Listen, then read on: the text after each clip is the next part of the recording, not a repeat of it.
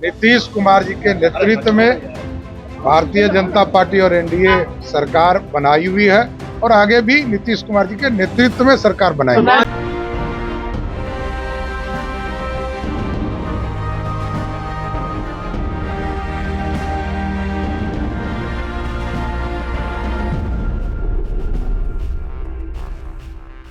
बिहार की नंबर 1 की कुर्सी पर कौन बैठेगा 25 के चुनाव के बाद?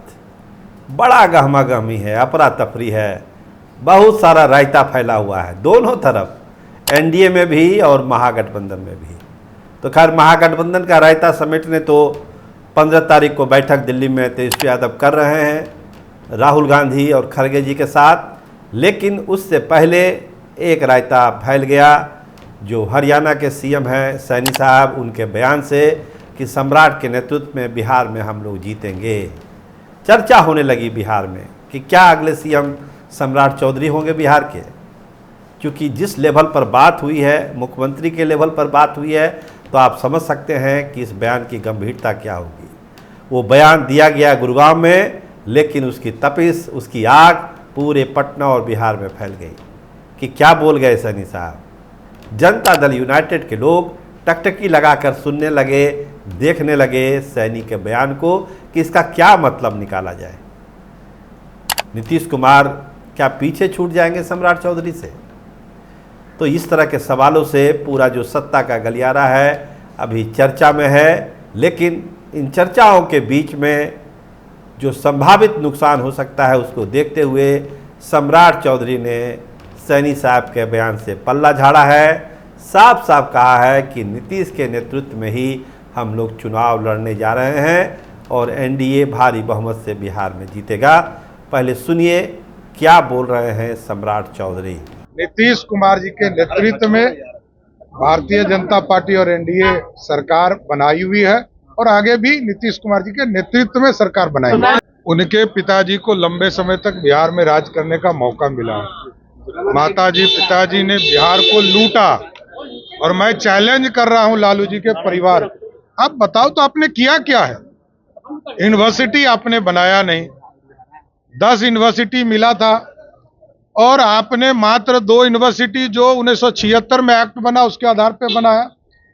और नीतीश कुमार जी ने अपने शासनकाल में, आपको जानकर आश्चर्य होगा कि 23 नए यूनिवर्सिटी की कल्पना की और उसको सरजमीन पर उतारने का काम, 30 से अधिक मेडिकल कॉलेज खोलने का काम किया और सड़कों का जाल बिछाने का काम किया, गांव गांव बिजली पहुंचाने का काम किया।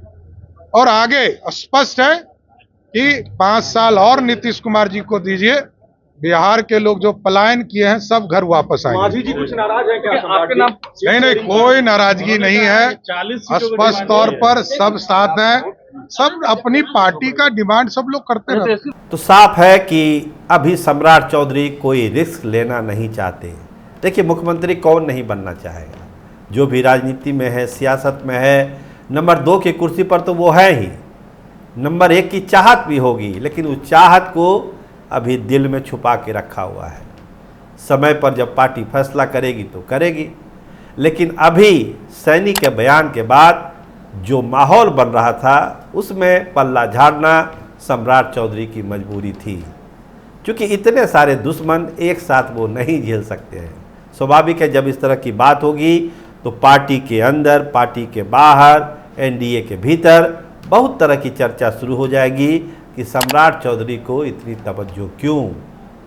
क्या सम्राट चौधरी के अलावा भाजपा के पास कोई विकल्प है ही नहीं? क्या संघ बैकग्राउंड के, बीजेपी के पुराने कोई लोग ऐसे बचे नहीं जो नंबर 1 की कुर्सी पर बैठ सकते हैं?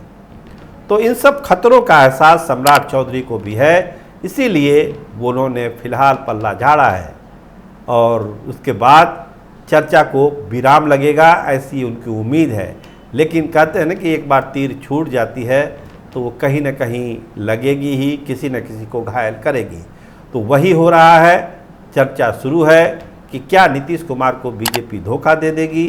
चर्चा तो बहुत पहले से है कि चुनाव तक तो सब ठीक चलेगा, लेकिन चुनाव नतीजों के बाद बीजेपी अपना गियर बदलेगी। तो बीजेपी अपना गियर बदलेगी तो क्या उसमें सम्राट चौधरी का गियर लग जाएगा? नीतीश कुमार पीछे छूट जाएंगे, ये चर्चा आम है। और नायब सैनी के बयान के बाद इस चर्चा को और हवा मिले और गर्माहट आ गई कि हो ना हो सम्राट चौधरी ही वो चेहरा है जो बीजेपी का पहले मुख्यमंत्री बिहार में बनेंगे भाजपा की तरफ से। तो इतना बड़ा फैसला, इतना बड़ा बयान जब सैनी ने दिया तो दिल्ली से लेकर पटना तक सियासत गर्मा गई अचानक। सम्राट चौधरी को भी लगा कि कहीं नुकसान ना हो जाएगा, इसीलिए पटना आने के बाद उन्होंने पहले कहा कि इस तरह की कोई बात नहीं है, नीतीश कुमार ही नेता हैं, नीतीश कुमार के नेतृत्व में ही हम लोग चुनाव लड़ने जा रहे हैं।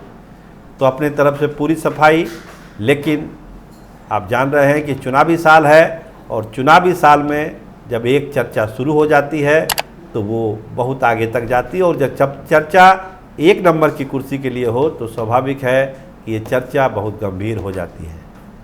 तो अपने तरफ से कोशिश सम्राट चौधरी ने जरूर की, लेकिन ये चर्चा गर्म है कि क्या नीतीश कुमार को बीजेपी धोखा देगी या बीजेपी फिर उन्हीं के नेतृत्व में 25 में सरकार बनाएगी।